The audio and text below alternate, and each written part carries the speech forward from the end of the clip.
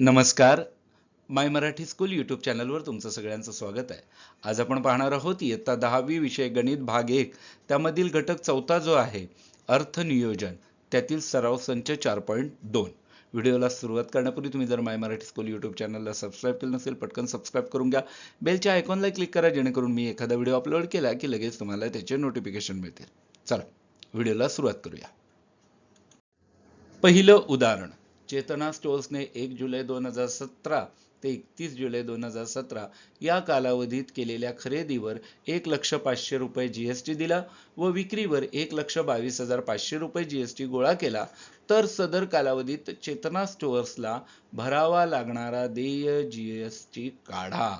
ठीक आहे. अत्यंत सोपा उदाहरण संग्रह आहे आणि तुमच्या दैनंदिन जीवनाशी संबंधित आहे. कारण जेव्हा आपण वस्तू विकत घेतो त्यावेळेला आपण जीएसटी देतो, म्हणजेच गुड्स अँड सर्व्हिस टॅक्स. तर तो जो आहे तो टॅक्स शासन घेतं, सरकार घेतं आणि त्यातून आपल्याला विकासाची कामं केलेली पाहायला मिळतात. सरकार त्यातून विकासाची कामं करतं. तर त्याच्यामुळे हा आपल्याशी संबंधित विषय आहे. बघूया आपण. चेतना स्टोअर्सचा इनपुट टॅक्स क्रेडिट, ज्याला ITC म्हटलं, म्हणजे इनपुट टॅक्स क्रेडिट किती आहे? 1,05,000 आहे. इथे दिलंय की नाही इनपुट टॅक्स क्रेडिट. आता इनपुट टॅक्स क्रेडिट बघा काय आहे की जेव्हा एखादा व्यापारी वस्तू विकत घेतो, खरेदी करतो, म्हणजे आपण असं म्हणूया खरेदी करतो, म्हणजे त्याच्याकडे ती वस्तू आली, त्याच्या दुकानात ती वस्तू आली, इन झाली. इन इंग्लिशमध्ये आतला इंग्लिशमध्ये इन म्हणतात ना, म्हणून ती इन झाली. म्हणून ती वस्तू इन होण्यासाठी, त्याच्याकडे येण्यासाठी जो तो टॅक्स भरतो त्याला इनपुट टॅक्स म्हणतात. बरोबर आहे? लक्षात आलं? खरेदी केली, वस्तू त्याच्याकडे आली, म्हणून इनपुट टॅक्स. बरोबर आहे? तर तो किती आहे? 1,05,000.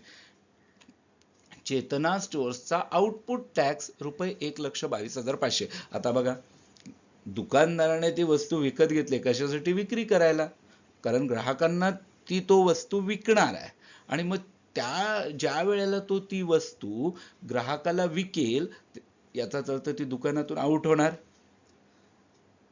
ती वस्तू विक्री करताना, आउट करताना जो टॅक्स मिळतो त्याच्याकडे, म्हणजे जो टॅक्स त्याच्याकडे येतो त्याला आउटपुट टॅक्स म्हणतात. ठीक आहे. तर तो किती आहे? 1,22,500. लक्षात येते? आता त्याला किती जीएसटी भरावा लागणार आहे? तर चेतना स्टोअर्सचा देय जीएसटी बरोबर आउटपुट टॅक्स वजा ITC. आता जो आउटपुट टॅक्स आहे ना त्याच्यातून तो ITC वजा करणार आहे. कारण त्यांनी तो आधी भरलाय ना 1,05,000 खरेदी करत असताना.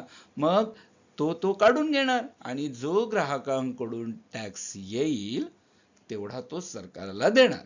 बरोबर आहे? लक्षात आलं? म्हणून चेतना स्टोअर्सचा देय जीएसटी बरोबर आउटपुट टॅक्स वजा ITC. आता आउटपुट टॅक्स किती आहे? 1,22,500 वजा ITC किती आहे? 1,05,000. ही आपण वजाबाकी करणार आहे, कारण हे तो दुकानदार काढून घेणार आहे, व्यापारी तो काढून घेणार आहे त्याचे पैसे जे त्यांनी आधीच टॅक्स म्हणून दिलेले आहेत. आणि मग राहतील किती? 22,000 रुपये. 1,22,500 मधून 1,05,000 गेले, म्हणजेच काय राहिले? 22,000. म्हणजे हा जीएसटी तो देणार आहे.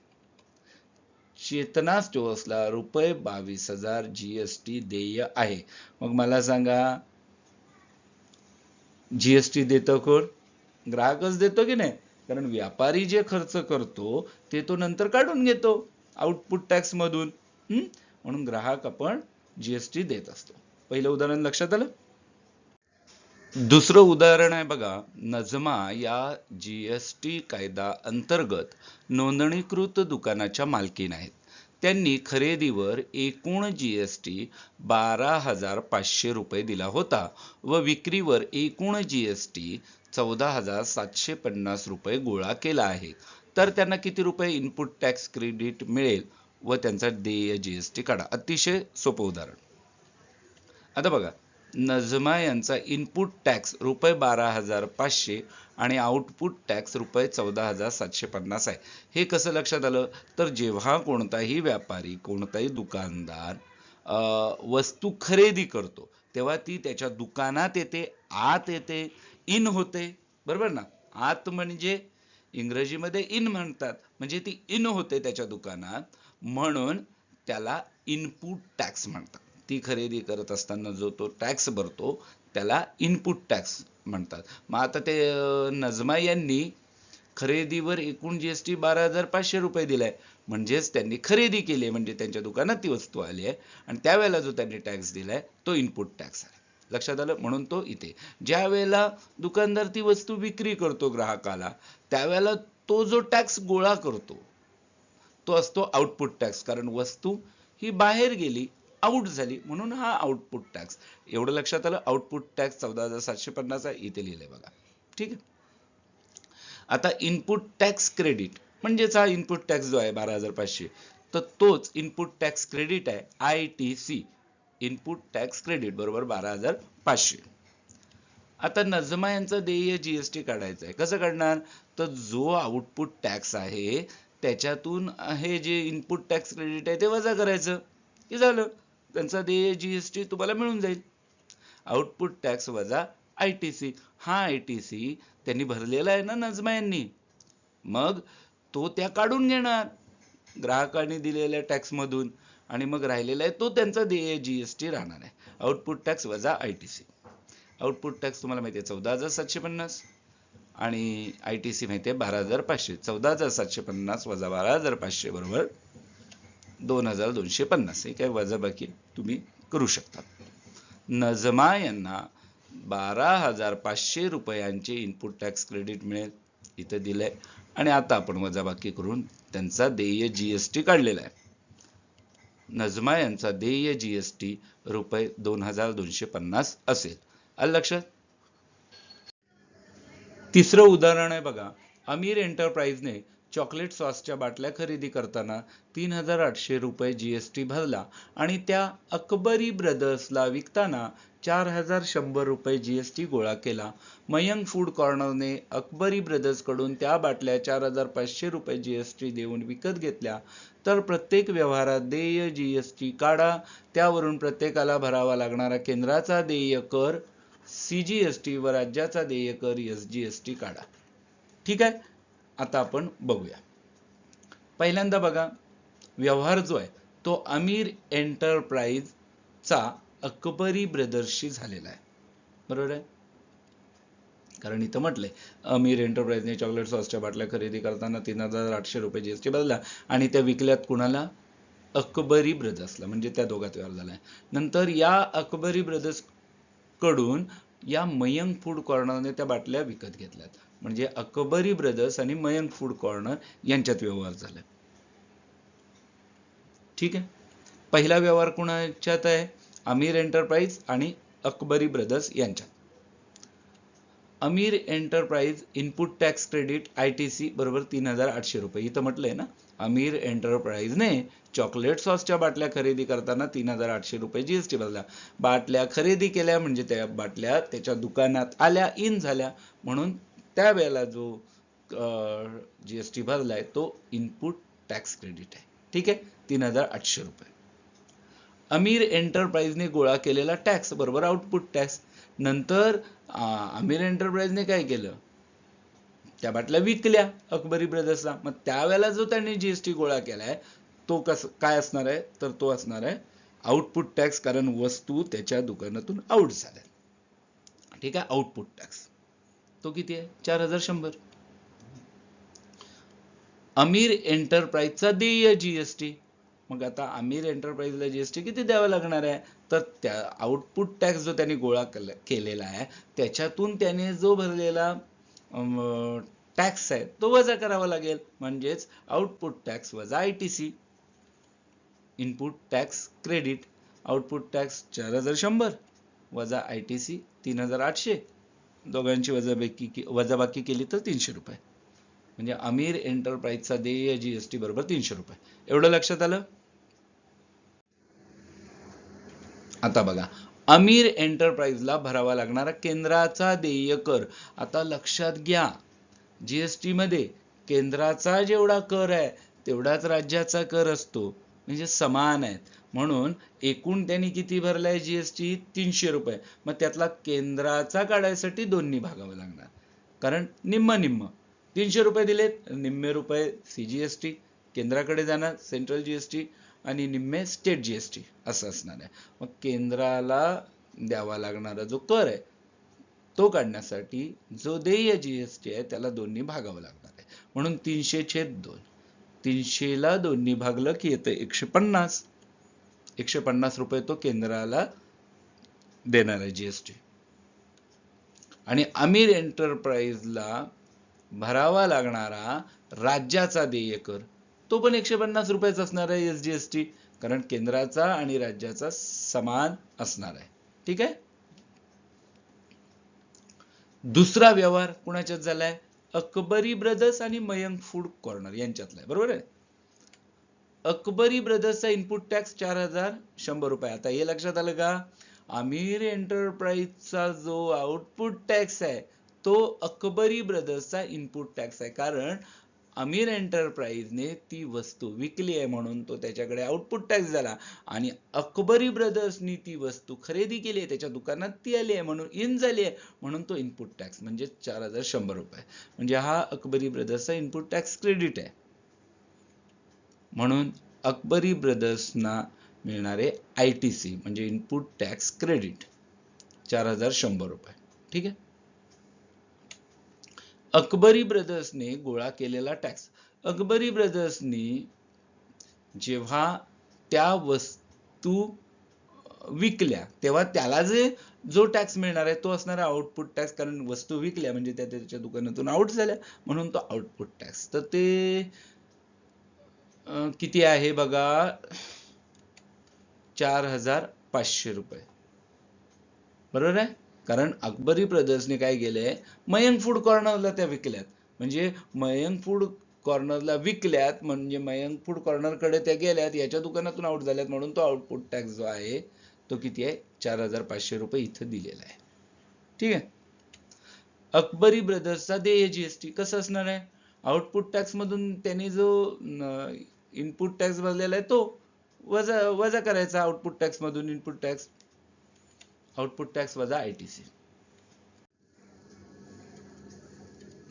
म्हणून बघा 4500 हा आउटपुट टॅक्स आहे, 4100 हा इनपुट टॅक्स आहे. 4500 मधून 4100 गेले म्हणजेच 400 रुपये. अकबरी ब्रदर्सचा देय जीएसटी बरोबर 400 रुपये असेल. कळलं? सोपं आहे की नाही एकदम? अकबरी ब्रदर्सला भरावा लागणारा केंद्राचा देय कर.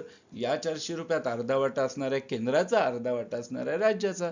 मग तो अर्धा अर्धा आहे म्हणजे दोन्ही भागायला लागेल. 400ला दोन्ही भागलं की 200 रुपये येतं.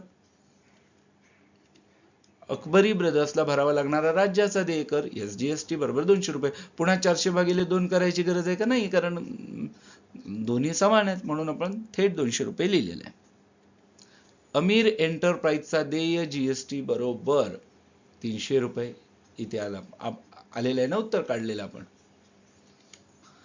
अमीर एंटरप्राइजचा देय सीजीएसटी सेंट्रल जीएसटी किती? 150 रुपये. केंद्राचा देय कर आहे की नाही तो 150, कारण तो 300च्या निम्मा असणार आहे.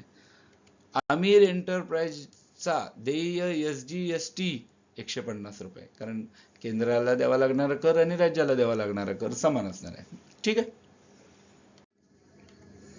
अकबरी ब्रदर्सचा देय जीएसटी किती आला?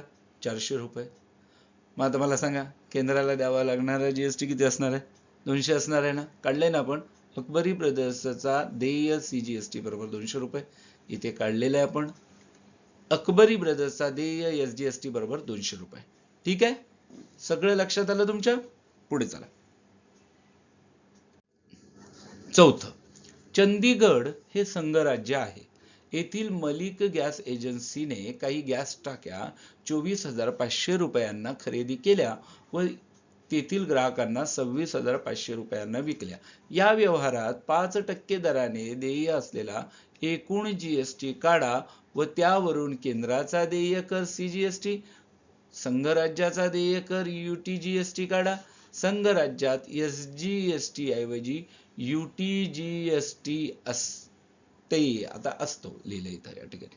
आता या ठिकाणी बघा युटी युनियन टेरिटरी जीएसटी संघराज्य आपण त्याला काय म्हणतो केंद्रशासित प्रदेश आणि केंद्राचा देय कर central GST CGST. Malik gas एजन्सीने केलेली खरेदी मलिक गॅस एजन्सी आहे त्यांनी किती रुपयांची खरेदी केली आहे तर 24,500 रुपयांची खरेदी केलेली आहे गॅस टाक्या घेतल्या. त्यावर त्यांनी 5% दराने जीएसटी भरला. किती भरला आपल्याला माहित नाही. त्यांनी किती टक्के दराने भरला हे आपल्याला माहिती आहे. किती टक्के दराने भरलाय 5% दराने. मग आपण काय करूया तो काढूया किती जीएसटी भरला ते. मलिक गॅस एजन्सीचा इनपुट टॅक्स बरोबर 24,500 गुणिले 5/100. 5% म्हणजे 5/100 हे तुम्हाला माहिती आहे बरोबर ना. आता हे समजलं का तुम्हाला की इनपुट टॅक्स का कारण त्यांनी खरेदी केली म्हणजे टाक्या त्यांच्याकडे आलेल्या आहेत त्यांच्या दुकानात आल्यात इन झाल्यात म्हणून इनपुट टॅक्स. मग आता बघा या शून्याला हा शून्य जाईल या शून्याला हा शून्य जाईल म्हणजे 245 गुणिले 5 गुणाकार आहे काय ते दाखवायची गरज नाही करून 1225. ठीक आहे म्हणजेच मलिक गॅस एजन्सीचा इनपुट टॅक्स बरोबर 1225. मलिक गॅस एजन्सीचे ITC म्हणजे तेच इनपुट टॅक्स क्रेडिट किती आलं 1225 रुपये. मलिक गॅस एजन्सीनी 26,500 रुपयांची विक्री केली. मलिक गॅस एजन्सीने 26,500 रुपयांची विक्री केली.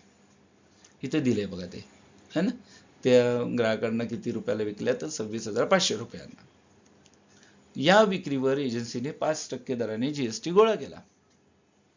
आता तो काढूया किती आउटपुट टॅक्स आहे तो एजन्सीचा आउटपुट टॅक्स बरोबर 26,500 गुणिले 5/100 हे कळलंय ना तुम्हाला. 5% दराने जीएसटी गोळा केला विक्रीवर. मग विक्री किती आहे 26,500 गुणिले 5% म्हणजे 5/100.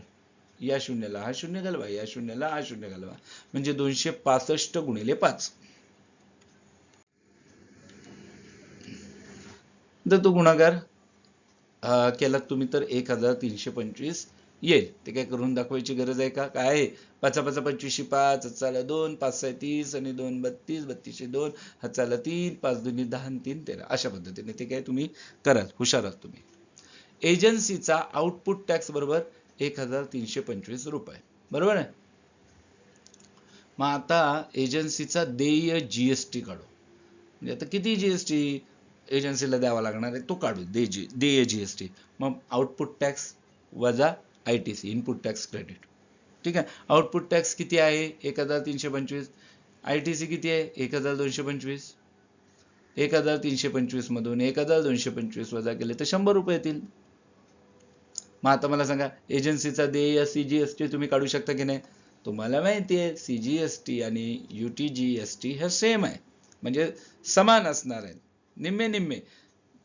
एकूण जीएसटीच्या निम्मे CGST एकूण जीएसटीच्या निम्मे UTGST. तर या ठिकाणी दोन्ही भागायचं 100ला 2ने भागलं तर 50 येतं 50 रुपये.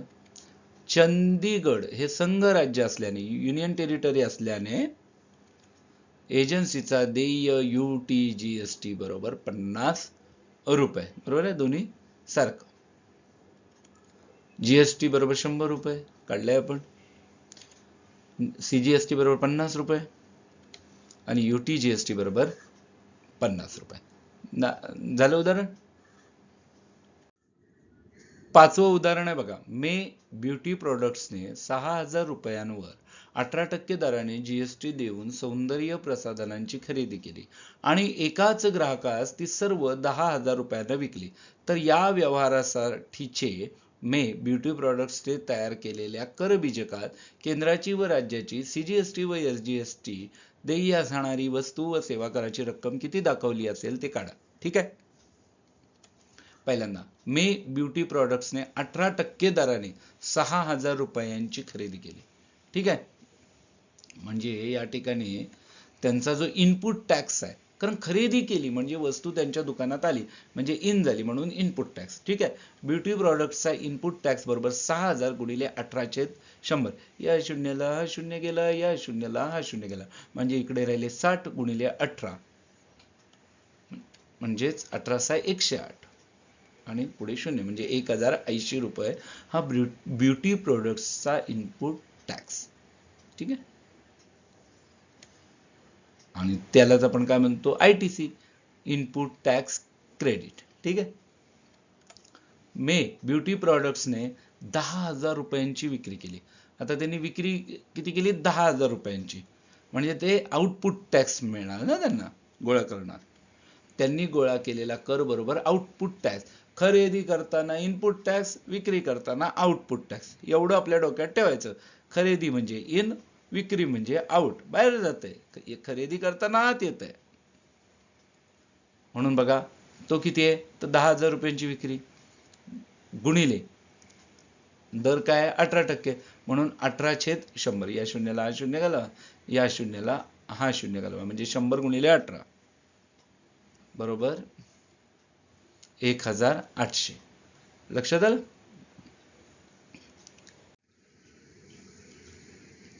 मे ब्युटी प्रोडक्ट्सचा आउटपुट टॅक्स बरोबर 1800 रुपये. ठीक आहे. आता बघा, मे ब्युटी प्रोडक्ट्सचा देय GST बरोबर आउटपुट टॅक्स वजा ITC. हे सूत्र आपण मागासपासून बऱ्याच वेळेला बघितलंय. आउटपुट टॅक्स 1800, ITC 1080, वजा बाकी करून टाका. 1800 वजा 1080 बरोबर 720 येणार ना. 800 मधून 80 गेले तर किती होतात, 720, आणि हे 1000 मधून 1000 गेले 0, असं तोंडी पण करता आलं पाहिजे. 720 रुपये. मे ब्युटी प्रोडक्ट्सचा देय CGST बरोबर SGST, कारण तुम्हाला माहिती आहे CGST SGST समान असतात. मग 720 मधल्या निम्मे CGST, निम्मे SGST मध्ये जातील, म्हणून 2 ने भागायला लागेल.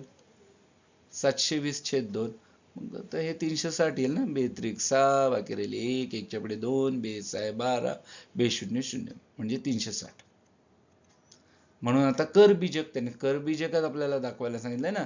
मे ब्युटी प्रोडक्ट्स, हे GST, इथे CGST आहे, इथे SGST आहे. खरेदी करताना बघा 1080 रुपये बरोबर GST, त्यातील 540 CGST असणार आहे, SGST 540 असणार आहे. आता हे कसं आलं कळलं ना. 1080 ला तुम्ही 2 ने भागा, किती येणार, 540, 2×5=10, 2×1=8, 2×0=0, म्हणून 540. आता विक्री करताना 720 रुपये, मग त्यातले निम्मे 360 रुपये इकडे जाणार केंद्राकडे, आणि निम्मे 360 रुपये इकडे जाणार राज्याकडे. एकूण बघा, यांची बेरीज केली 1800 येते, यांची बेरीज केली तर 900 येते, यांची बेरीज केली तर 900 येते. 900 आणि 900 1800 होते. कळलं. अशा पद्धतीने करबीजक आहे. उदाहरण 6 आहे बघा. खाली दिलेल्या माहितीवरून दुकानदार ते ग्राहक B2C, बिझनेस टू कंझ्युमर, यासाठीचे करबीजक टॅक्स इनव्हॉइस तयार करा. नाव, पत्ता, तारीख इत्यादी तुमच्या पसंतीनुसार घ्या. ठीक आहे, म्हणजे किती सोपं आहे. आपल्याला ते दुकानदाराचं नाव स्वतःच घ्यायचं आहे, म्हणजे काही तुमच्या मनाने. पुरवठादार मे, पत्ता, राज्य, तारीख, इनव्हॉइस क्रमांक, GST इन, वस्तूचा तपशील, मोबाईल बॅटरीचा दर ₹200 एक नग, म्हणजे प्रति नग 200. GSTचा दर 12% आहे. HSN 8507. हेडफोनचा दर जो आहे तो ₹750 एका नगासाठी. GSTचा दर 18% आहे, आणि HSN 8518 हा कोड आहे. हा वस्तूंच्या वर्गीकरणासाठीचा कोड असतो HSN. तर आपण आता टॅक्स इनव्हॉइस तयार करूया. एकदम सोपा. बघा, हे टॅक्स इनव्हॉइस आहे. आता आपण यामध्ये माहिती लिहू. पहिल्यांदा मे सानवी इलेक्ट्रॉनिक्स. आता हे इथे तुम्ही कोणतंही नाव लिहा. माझ्या मुलीचं नाव मी या ठिकाणी लिहिलेलं आहे. तुम्ही काही लिहा. फक्त एक थोडंसं डोकं असं वापरायचं की बाबा इथं मोबाईल बॅटरी आहे, हेडफोन आहे, मग इथं तुम्ही फळांचं दुकान, फुलांचं दुकान असं नाव टाकू नका, कारण ते त्या वस्तूशी संबंधितच पाहिजे. मे सानवी इलेक्ट्रॉनिक्स. मग पत्ता लिहा. महात्मा गांधी रोड, लोहारे 402-303 महाराष्ट्र, कारण त्यांनी सांगितले पत्ता लिहा, राज्य लिहा. त्यानंतर इनव्हॉइस नंबर पण सांगितलं त्यांनी, इनव्हॉइस क्रमांक GST 005. इथे तुम्ही काही लिहू शकता, कोणतेही अंक टाकू शकता. तारीख टाका 14/6/2024 आणि आता GST इन पण आपल्याला लिहायचा आहे. मग तो कसा असतो हे समजून घ्या. पहिले जे 2 अंक असतात ना ते राज्याचा सांकेतांक असतो. आता मी 27 का लिहिलं? कारण महाराष्ट्राचा सांकेतांक जो आहे तो 27 आहे. जय जय महाराष्ट्र माझा आणि त्याचा सांकेतांक 27 आहे. ठीक आहे. आता हा जो GST इन म्हणजेच त्याला आपण म्हणूया GST आयडेंटिफिकेशन नंबर, हा 15 अंकाक्षरी असतो. अंकाक्षरी म्हणजे काय? त्याच्यात अंकही आहेत आणि अक्षरही आहेत. ठीक आहे. तर इथं तुम्हाला हे 2 अंक दिसत आहेत, 2 आणि 7, 27 महाराष्ट्राचा सांकेतांक. नंतर जे आहेत ना हे त्या दुकानदाराचं पॅन कार्ड असतं, हा, ज्याच्यावर त्याच्या व्यवसायाची नोंदणी झालेली आहे. मग आता ते कसं असतं? तर पॅन कार्डामध्ये तुम्ही पाहाल तर पहिली 5 अक्षरं असतात, ती तुम्ही कोणती लिहा. इथं बघा मी काय लिहिलंय, A, A, A, B, B, 5 अक्षरं झाली. नंतर 4 अंक असतात, 1 2 3 4, मी असे नंतर 4 अंक लिहिलेत, कोणतेही तुम्ही लिहू शकता. आणि शेवटचं अक्षर असतं. तर या पद्धतीने म्हणजे हे 2 झाले, म्हणजे राज्याचा सांकेतांक ते 2 अंकी असतो आणि हे पॅन कार्ड जे आहे ते 10 अंकाक्षरी, 10 2 12 राहिले 3. मग त्याच्यामध्ये हा या ठिकाणी 1 2 3 लिहा. म्हणजे बाबा या पॅन कार्डावर किती व्यवसायांची नोंदणी झाली आहे ते तिथं ते अंक टाकायचे असतात. तर इथं या ठिकाणी आपण 1 लिहिलेला आहे. नंतर झेड मात्र कॉमन आहे, म्हणजे तो असावाच लागतो. तो झेड तुम्ही बदलायचा नाही. हा, आणि नंतर तुम्ही 1 2 3 4 असं काही लिहा. चेकसम डिजिट आहे तो. तर अशा पद्धतीने हा GST इन नंबर जो आहे हा तो 15 अंकाक्षरी असतो. पहिले 2 राज्याचा सांकेतांक, नंतर 10 अंकाक्षर हे पॅन कार्ड असतं आणि मग नंतर 1 अंक, नंतर झेड आणि मग पुन्हा 1 अंक, चेकसम डिजिट. ठीक आहे. असा हे टॅक्स इनव्हॉइस मध्ये सुरुवातीचा. आता आपण हे जे वस्तू सांगितल्या त्या लिहून घेऊ. आता याच्यामध्ये बघा, मोबाईल बॅटरी पहिली आहे ना, name of product mobile battery, आणि त्याचा HSN कोड दिलाय त्यांनी 8507. तो इथे लिहिला आपण, HSN कोड 8507. आता त्याचा रेट म्हणजे दर त्यांनी दिलाय ना 200 एका नगासाठी, म्हणजे ₹200 प्रति नग लिहा. नंतर क्वांटिटी किती? एकच. टॅक्सेबल अमाऊंट, जर ₹200 त्याचा दर आहे एका नगासाठी, तुम्ही घेतलाय एक, मग इथं 200च लिहून टाका. 200 गुणिले 1 200च आहे ना. आता CGST, सेंट्रल GST, केंद्राचा कर किती असणार आहे? तर त्याचं टक्के दिलंय बघा. GSTचा दिलाय 12%. मग त्या 12च्या निम्मे केंद्राचं आणि राज्याचं असणार आहे, म्हणून मी इथे 6% येईल. हे समजून घ्यायचा. GST जर 12 आहे तर CGST 6 असणार आहे. मग आपल्याला इथे तो टॅक्स किती आहे ते काढावं लागेल. म्हणजे 200 गुणिले 6/100, 6% ना, म्हणून 6/100. आता हे मी इथं लिहिले हे तुम्हाला समजावं म्हणून आहे, तुम्ही काय असं बिलावर लिहू नका. ह्या शून्याला हा शून्य गेला, या शून्याला हा शून्य गेला, म्हणजे इथं वरती राहिले 2 गुणिले 6 12, मग इथं ₹12. ठीक आहे. तसंच SGST पण तेच येणार आहे. त्याच्यासाठी काही तुम्हाला परत गणित करत बसायचं नाही. आणि मग एकूण किती होणार? हे द्यावे लागणार ₹200, पुन्हा हा टॅक्स म्हणजे झाले 212, पुन्हा हा टॅक्स म्हणजे ₹224 एकूण द्यायला लागतील मोबाईल बॅटरीसाठी. आता पुन्हा आणखी पण वस्तू घेतली ना, हेडफोन घेतला, मग त्याचंही लिहावं लागेल आपल्याला. हां, त्याचं HSN कोड काय? 8518 लिहिला. हेडफोन त्याची किंमत दिली आहे ₹750 प्रति नग. अरे वा, चांगल्यातले हेडफोन दिसत आहेत. ₹750 प्रति नग. किती? आपण एकच घेऊया. टॅक्सेबल अमाऊंट हीच येईल ना, 750 गुणिले 1 750. आता याच्यासाठी त्यांनी GSTचा दर 18% दिला. मग 18च्या निम्मे 9, मग सेंट्रल GST CGST 9% येईल. तो किती होईल ते काढायला आपल्याला काय करायला लागेल? पुन्हा एकदा जरा गणित करायला लागेल. 750 गुणिले 9/100. मग या शून्याला पहिल्यांदा हा शून्य जाईल, म्हणजे काय राहील? 75 गुणिले 9/10. बरोबर आहे. तर गुणाकार करा. 675/10. 9 5 45, 5 चाललं 4, 9 7 63, 4 67. आता 675/10 म्हणजेच काय येईल? 67.5. बरोबर. ठीक आहे, इथे लिहून टाका. मग सेम इथे येईल 9% आणि 67.5 म्हणजेच काय होईल 67 रुपये 50 पैसे. ठीक आहे, यांची बेरीज करा, ती येईल 885 रुपये. ठीक आहे, आता एकूण करा. सेंट्रल जीएसटी या दोन्ही वस्तूंचा मिळून आपण किती देणार आहोत, 79 रुपये 50 पैसे. आणि SGST म्हणजे स्टेट जीएसटी पण आपण तेवढाच देणार ना, कारण दोन्ही समान असतो, आपल्याला माहिती आहे. 79 रुपये 50 पैसे आणि या दोघांची बेरीज केली तर येते 1109 रुपये. लक्षात आलं तुमच्या? ठीक. 7. पुढे दिलेल्या माहितीवरून एका व्यापाऱ्याचे दुसऱ्या व्यापाऱ्यासाठीचे B2B टॅक्स इनव्हॉइस तयार करा. नाव, पत्ता, तारीख इत्यादी पसंतीनुसार घ्या. पुरवठादार नाव, पत्ता, राज्य, GST इन, बिल क्रमांक व तारीख. प्राप्तकर्ता नाव, पत्ता, राज्य, GST इन.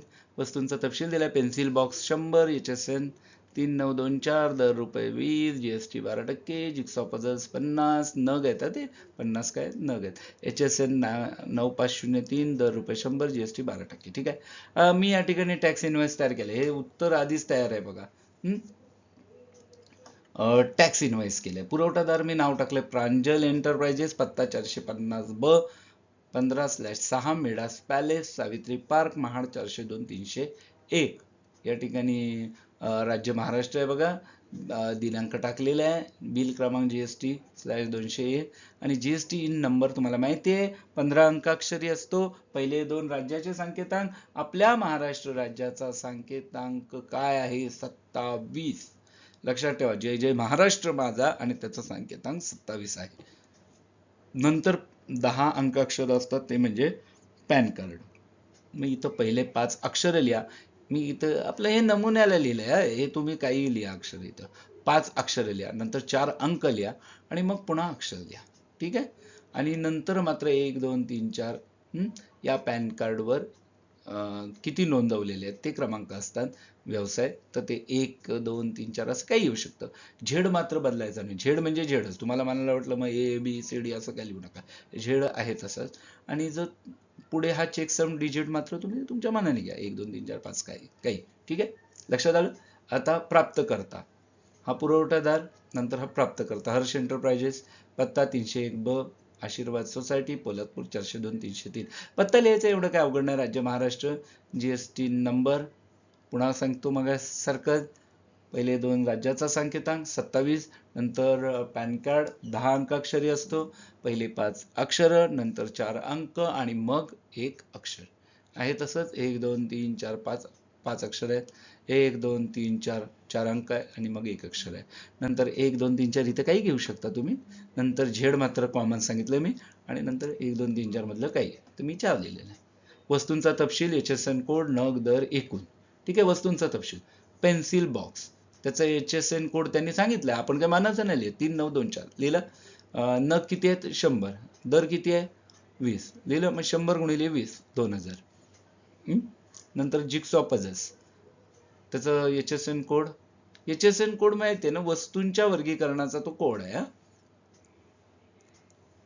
तर या ठिकाणी तो दिलाय 9503. नग 50 आहेत आणि दर 100 आहे, म्हणजे 50 गुणिले 100 5000. या दोघांची बेरीज केली तर किती येणार, 7000. ही काय झाली टॅक्सेबल व्हॅल्यू. आता त्याच्यावर कर भरायचा आहे. 12% GST दिलाय, 12% GST आहे, म्हणजे त्यातला राज्याचा असणार आहे 6% आणि केंद्राचा असणार आहे 6%. म्हणजे CGST 6%, SGST 6%. C म्हणजे सेंट्रल म्हणजे केंद्र आणि S म्हणजे स्टेट म्हणजे राज्य. मग या ठिकाणी 6% 6%. मग आता 7000 चे 6% होतात 420. तुम्ही करून बघा. 7000 गुणिले 6 चे 100. 100 ने 7000 ला भागलं तर 70 येतं. 70 गुणिले 6 420 येतं. 420. ठीक आहे, मग 7000 अधिक 420 अधिक 420 म्हणजेच 7840. एकूण 7840. अक्षरात लिहून टाका. रुपये 7840. मात्र इथं सही असते. संपला विषय. काय टॅक्स इनव्हॉइस एवढं काय अवघड आहे का, सोप्पा एकदम. धन्यवाद. व्हिडिओ जर तुम्हाला आवडला तर माय मराठी स्कूल यूट्यूब चॅनलला जरूर लाईक, शेअर, कमेंट, सबस्क्राईब करा. बेलच्या आयकॉनलाही क्लिक करा, जेणेकरून मी एखादा व्हिडिओ अपलोड केला तर लगेच तुम्हाला त्याचे नोटिफिकेशन मिळतील. धन्यवाद.